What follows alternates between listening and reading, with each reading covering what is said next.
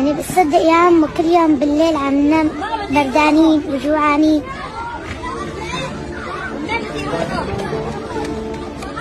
ما عنا حطب. أنا بابا شهيد، قبل ما يموت كان عنا عطول حطب، كان يدفينا عطول، كنا دفيانين على زمان بابا. بس هلا كل شي خرب، صار بابا بمحل ونحن بمحل. يا عمو نحن شو ذنبنا نبرد؟ هيك كل الأولاد عندي عندهم أب هيك عايشين ولا مثلنا؟